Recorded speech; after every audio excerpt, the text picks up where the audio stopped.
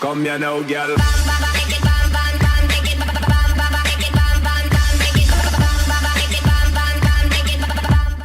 Hello guys, today I'm going to be telling you if VRAM or VRAM is better or DRAM or just dynamic random access memory, which is dynamic RAM, is better in terms of gaming.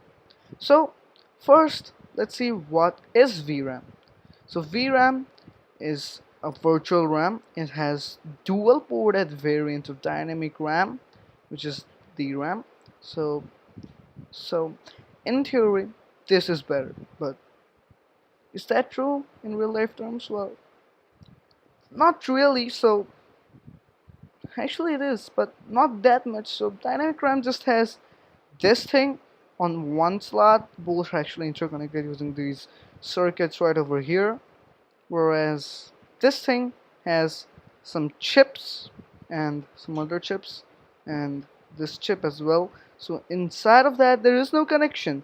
Each of these are like cores in a CPU. They function without the need of each other. However, inside of this, this are connected via something and by actually wires and connections, and this thing is also connected by wires or something. So you will need less of this RAM for high graphic gaming such as GT5 and more of this RAM for low graphic gaming such as Minecraft. Well, that is the thing. And on DRAM you will need a lot more for games like example of GTA 5 and a lot less for games like Minecraft. In rendering this is a lot better. In gaming, high graphics, which most of the games are, is this better. And well, in why is it better in high graphic gaming but less better in low graphic gaming? That is because this processes graphics along with the RAM thing, which is processing other data. Well, this can process other data simultaneously on these two things and then give it to that. But the thing is that this does not process the graphics. It then gives the data to the GPU, which is the graphics cards, if it's a nice GPU, or otherwise the graphical processing unit, which can also be a low quality GPU with no fans and all. And this processes it. So for example, you don't have a GPU, you don't have the money to buy it, and you make a computer, then this can compensate for some time. This cannot run GTA 5 and stuff like that, but can compensate for some time. Whereas DRAM needs the GPU to run. It will not fire up the system properly without the GPU. There will be no OS firing up without the GPU. However, on VRAM the OS will fire up. You can do little stuff. You can go to the desktop if you want. You can get back here if you want to, but it can display images. But um, not without the GPU. You cannot play GT5. So I hope you got my answer. You will just need around 2 GB of VRAM to run the latest games and about um, 8 to 10 GB also of DRAM to run the latest games, because I know you've heard a lot of times that you just need 8 GB of RAM for gaming. Well, there are other processors such as multi-burning stuff.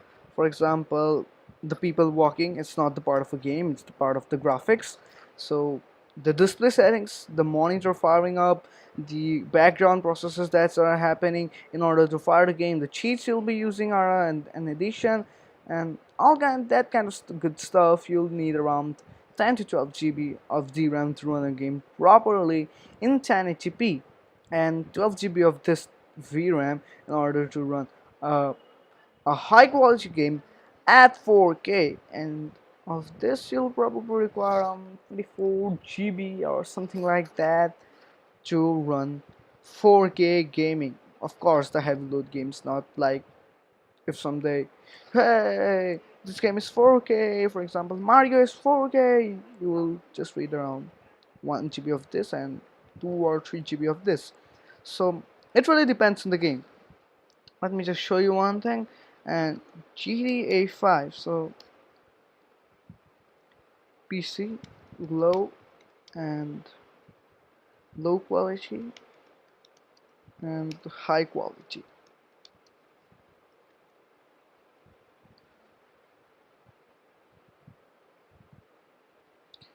So we can actually see the difference. This is little too much, okay, little way too much.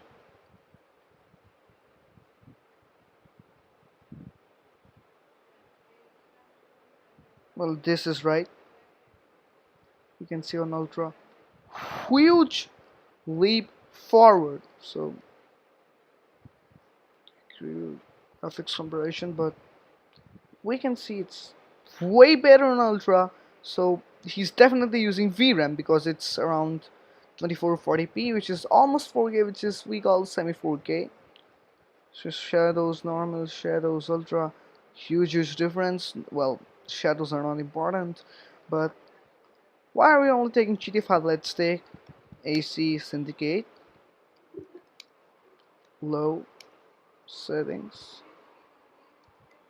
and high settings.